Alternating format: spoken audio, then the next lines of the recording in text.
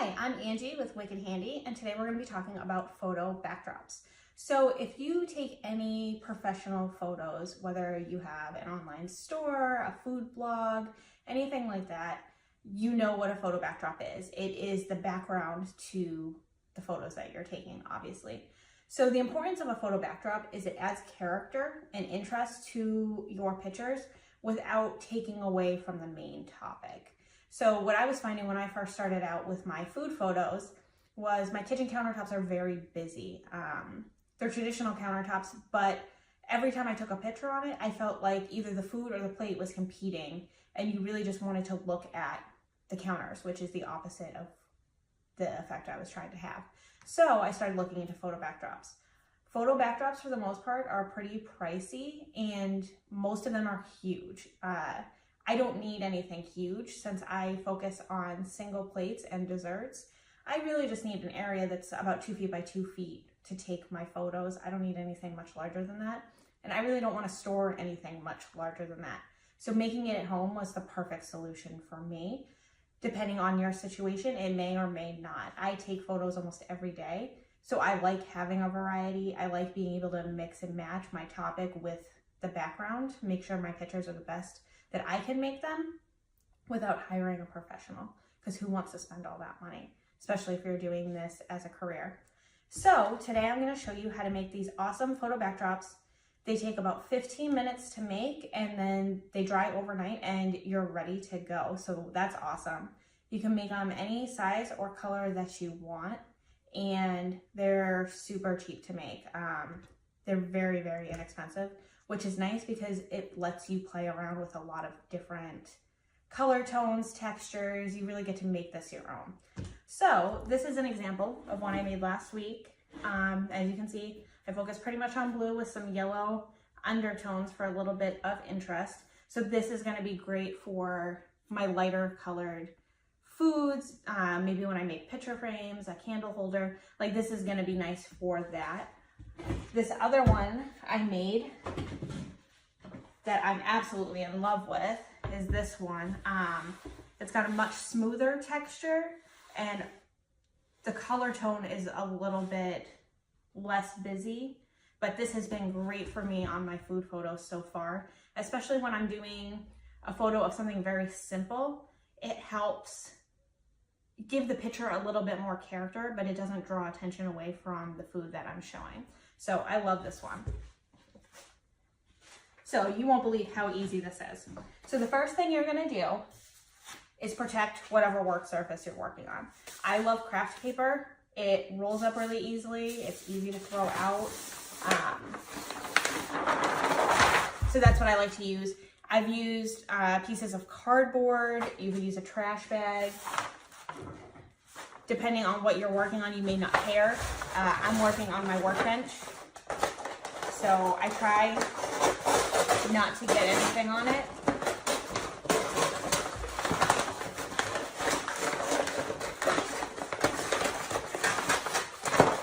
Especially since we're covering these in concrete, I don't want to have chunks of concrete, because then when I'm doing woodworking projects, it's going to make my table uneven in those spots.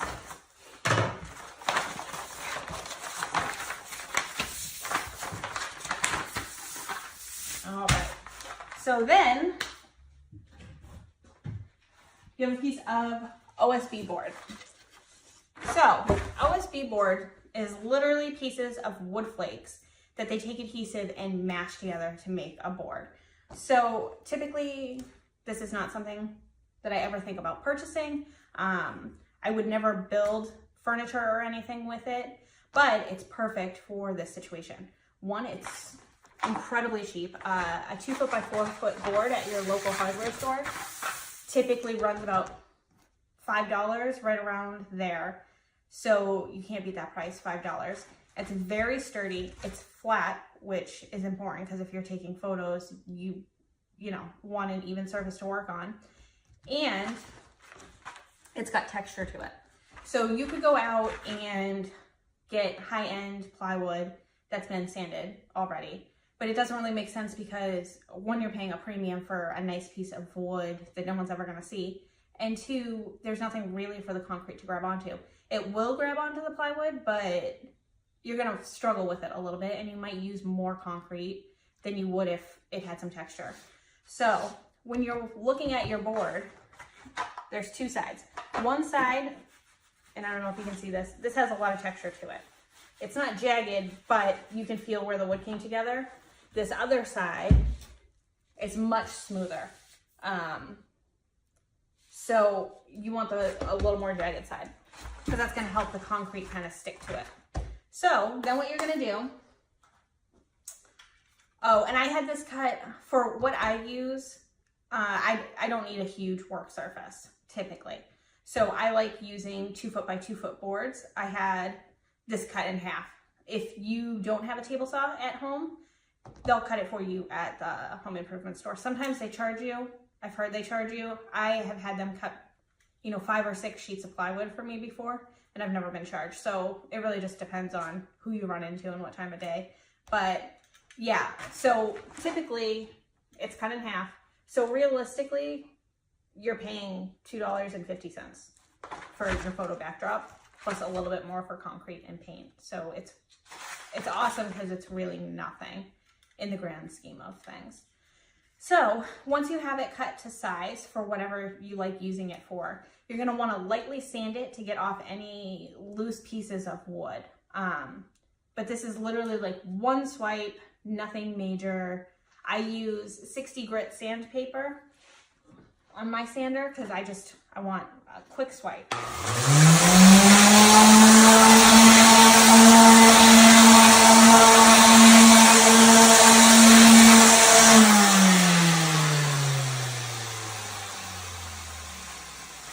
And that's literally it. I just wanted to make sure there's no little particles sticking up. And then I just take a rag, wipe it off just to make sure I don't have any dust, which I'm sure you will because you just sanded it. And you're ready to go. So the only other things you need to complete this project is concrete. Nice and easy. I get pre-mixed concrete. I love this brand. I use it for everything. It's Ready Mix Concrete Patch. I love it because you can buy it anywhere. You can buy it at your home improvement store. You can buy it at Amazon. It's easy to get a hold of. It doesn't take up a lot of space. It's very easy to work with. If you find you use concrete often, I don't, feel free to get a bag and mix it yourself. For me, it doesn't make sense to store it and keep the tools around for mixing it. For me, this is an easier option. I can just grab it, go, and be on my way. Really personal preference, whatever works for you. Then you're gonna need a little hand trowel.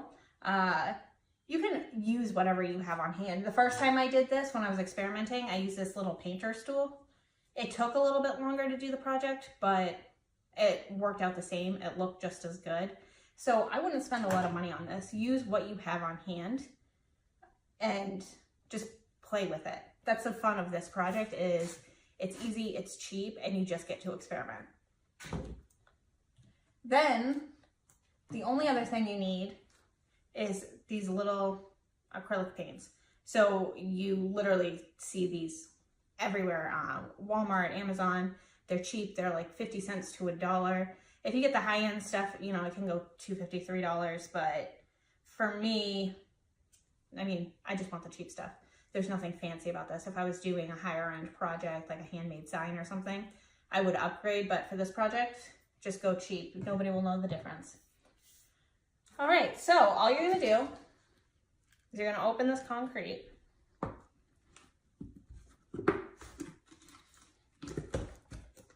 And one of these tubs seems a little bit expensive. I think this tub was almost $30 for me when I bought it.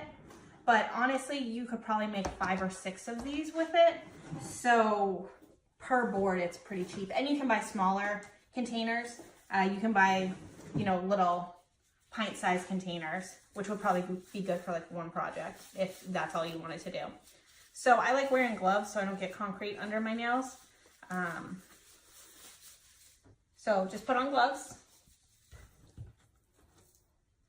You're literally just gonna put the concrete on the board and start spreading it. So this is the part where it makes a lot more sense to go with the rough side of the board, because that's literally what your concrete is sticking to. And for me, I want the thinnest layer of concrete because no one's gonna know the difference in your pictures. It's gonna make it dry faster. It's gonna save you money because your concrete's going a lot farther. So all around, it's a win-win.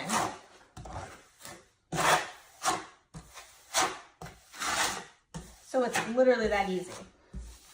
I like going in all different directions because it's gonna help make the end result give it that concrete look, a little bit of randomness, which will give it character. But depending on what you're using this for, you may want a different style. You may want to go all one way. You may want to put a design in it. It's really personal preference, whatever works for you.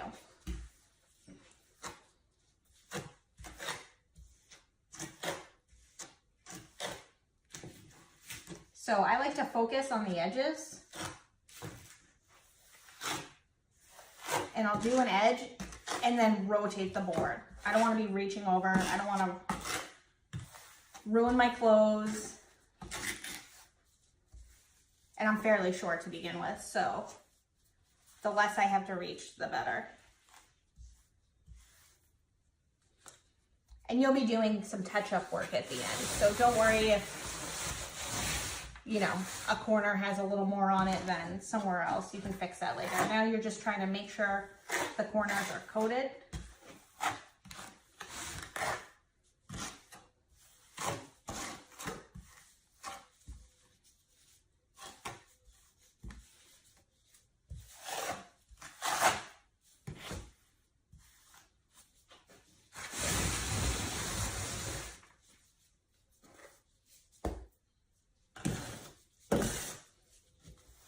It helps every once in a while to just wipe off the back of your trowel. It'll help you get a smoother surface a little bit quicker.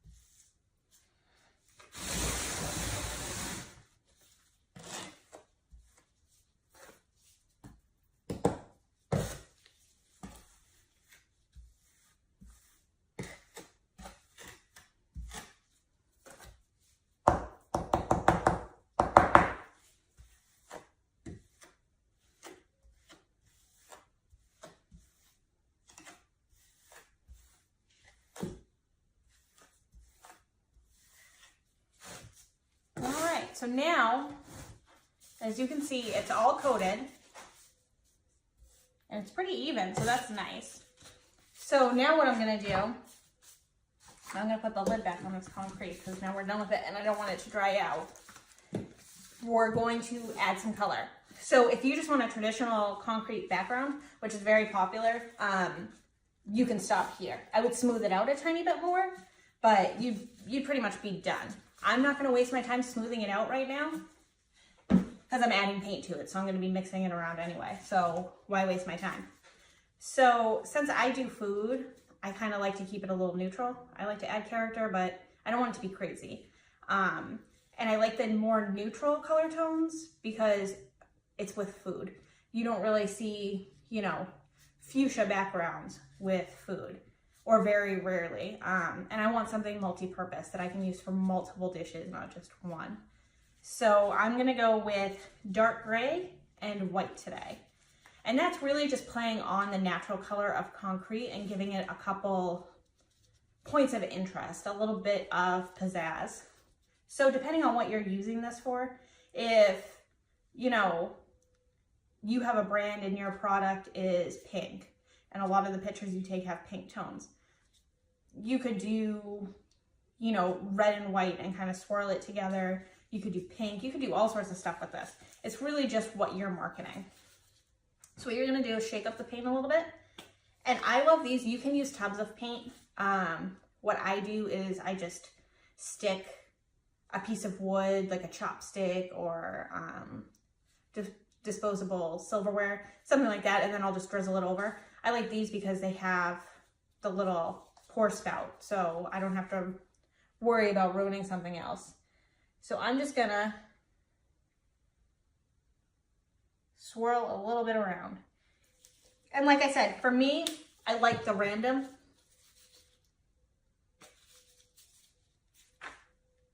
But I'm not very artsy. So if you're artsy, you can have a lot of fun with this. For me, I mean, my artistic ability goes to about stick figures and I max out there. All right, so, I mean, really, this looks pretty fun. Like you could just leave it like that. I want to blend it in a little bit. So I'm going to use the same trowel. And here it's kind of useful to have a paper towel because once you get the color kind of where you want it, you may want to wipe it off and start a different section again. So I'm literally just going to start at the corner and just kind of lightly smush it in.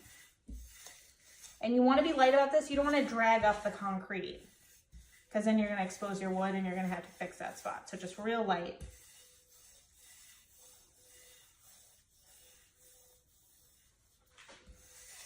All right. And if you find you're starting to get concrete on the back, wipe it off because it's just going to attract more and you're going to have it start coming up on you and you don't want that. So now that I kind of have all the paint into the concrete, this is where I'm going to do a swipe all in the same direction. So what's nice is the undertone had different directions and that texture kind of shows through. You'll have different heights. You'll have a little bit of pockets, which I like. I think it gives it that natural concrete look without giving you a really uneven surface that's going to impact your photos. And here, if you had a spot that you wanted a little more paint, you know, you can manually put it in.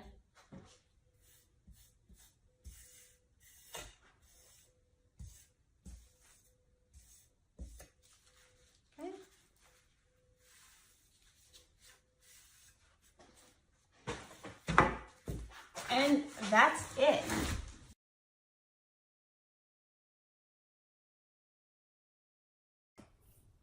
Hi, so it's been 24 hours and this is now completely dry and ready to use. So there's one final detail that I do. You don't have to do it, but as you can see, or maybe you can't see, but here, there's little tiny pieces of concrete in some spots that are poking up. So what I like to do is just run over real quick with some sandpaper. Again, just like the beginning of the video, same 60 grit, just one quick swipe.